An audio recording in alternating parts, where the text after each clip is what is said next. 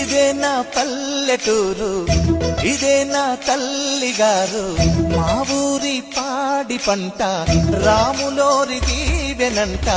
తల్లి గోదావరి నీళ్లు, కడిగ సీతమ్మ పాదాలు, ఊరంతా